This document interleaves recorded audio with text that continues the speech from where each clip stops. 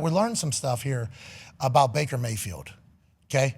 Baker Mayfield, obviously in college, could outrun everybody except for that cop. That's right. Mm-hmm. That cop, clean shot on him. Now, we knew his toughness was real after that particular evening. We knew his moxie was legit when in Columbus, Ohio, he took the Oklahoma flag on a turf field and said, "Hi," like it was the moon. Yeah. Which definitely happened. Absolutely. Absolutely. I mean, Baker's wasn't as good as when Neil, shoved it into the moon, but it was pretty damn good.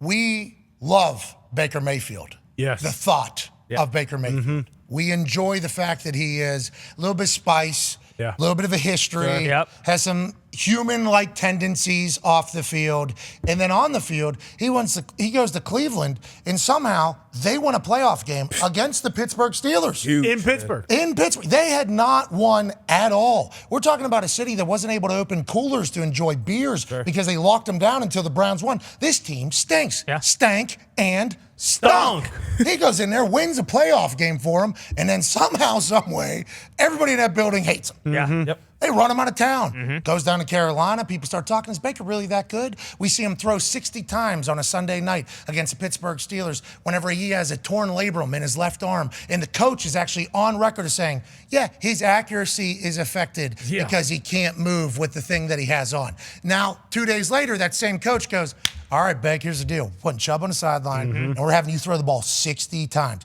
Felt like it was a little bit of a setup, a little bit of a bamboozle to make old Baker look terrible, and he did. So he gets out of town. He goes to Carolina. He goes to Los Angeles. Now Tampa pays him a little bit. Tampa's like, hey, we actually need you.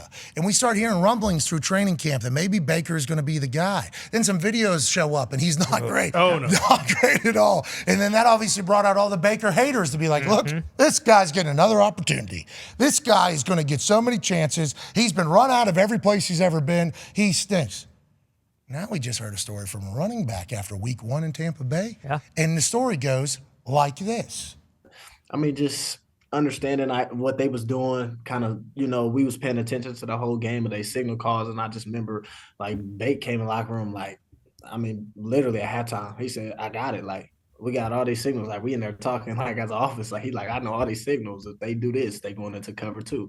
They do this, they going into cover 3. Every time I alert this, they drop him, and they do this signal, they drop him back to this. And I'm like, wow, that's amazing. Cause I know certain coverages, but I don't know a lot like that. But I would just listen to him. We would just listen to him, and we just kind of understood. And then in the run game, we just wanted to keep, regardless of what the average looked like and what it was, we wanted to try to be physical as we can and just keep running and never give up on it, So that's a tremendous thing that Coach Canals did, and it all panned out and worked out together. I like that he's in a shed doing this conversation. I appreciate the backdrop there. That was fantastic. Rashad White there, running back for the Tampa Bay Buccaneers, who's been there for a while. Yep. That goes against the narrative, I think, about Baker Mayfield. This dude in the middle of the game is looking over, got it. Okay. Normally, correct me if I'm wrong, there is a guy on every sideline that is tasked. Probably that quarterback 3 that you are seeing now that is dressing and going to be on the sideline. That's normally the person. Or if there's somebody that has talent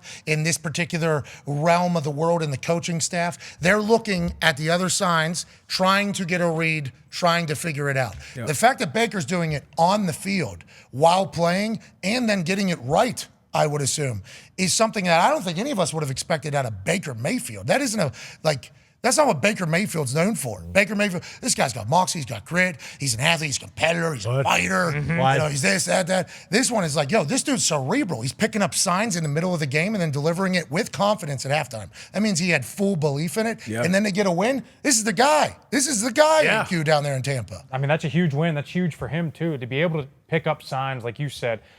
As a quarterback, there's so much going on, to see coverage, to signal to the receivers, to do this. To see this and then be able to tell these guys the coverage, that's huge because there's so many conversions on routes based on coverage. It was only, I would say, not even a handful of quarterbacks that we worried about knowing our signals. And like Peyton, Peyton would know, so that would be the week. Well, and the Patriots would know because everything. they had cameras up. Exactly. Remember they were doing this. Spies. Colts were known for having. Whoa! Go ahead, D-Buck. Go ahead, D-Buck. Oh, yeah. Yep, go but ahead. you know what? For having what? Yeah, whoa. Some great spotters on the other sideline. So we were, going into playing against the Colts, we would know. I actually remember the guy's name. It just came to me. Go ahead. Put it out there. But no. legendary coach. yeah, get some great signals. But Tom, Peyton, We were doing it legally. A-Rod. We didn't have an old man with a camera upstairs going, Yeah. I'll blink twice if it's a curveball like the Astros were doing. That's not what it sounds like. And also, Debo left out that little fact that, the Colts were pumping in noise for years. Nah, RCA that was just a loud house. Sorry about it. Hey. Nope. Sorry about it. You ain't cheating, you ain't trying. I would like to know, though, like how difficult that is. Yeah. Just as somebody who has, that feels like that's in my wheelhouse of brain stuff, but you have to see so much. Like, you have to see the call, then you have to also know what the coverage is that they're running out of that, what disguise is happening. Yeah. So to have the confidence to be able to do it, I think is a big deal. remember. And to remember, yeah. Yeah. Congrats to Baker. All on the fly. And if you're wrong, you've screwed over everyone. Yeah. So it's a tough thing because if you believe the messages and you believe it and you're wrong, you're worse off than you were without even trying to guess it all. Yeah, and I feel like the thought too after seeing the score of this game, you check and the Bucs beat the Vikings. The Vikings they must have taken a step back. No more Dalvin Cook. They're probably not going to have a good year. It feels more so now like the Bucs are actually a good football team. Like instead of the massive drop off from Tom, like they still have all these great players and they're much better than we thought they. We start looking at the NFC South and we go, well, that division stinks. Exactly. Then you think about what the Saints did, and I saw Derek Carr say, I want to take another shot, and Jameis Winston goes, yes. Yes. That was a great video, great piece of content. We appreciate Jameis Winston for getting on camera anytime he gets on camera, but it felt like they're in good position. You look at the Atlanta Falcons, and we talked about the Atlanta Falcons last year because In the Trenches had Atlanta Falcons on the first 3 weeks because old Artie Smith draws up some incredible run plays. You know that joker, Cordero Patterson, that took over the NFL? There's a reason. There's a setup for success down there. Now, is Desmond Ridder a guy? We will find out. Didn't have to do much this past weekend, and we're being told from inside that building, 100% faith that Desmond Ridder is still a guy, even though the internet seems to be saying Not some so other much. things. And then you go with this particular team, that NFC South all of a sudden not that bad.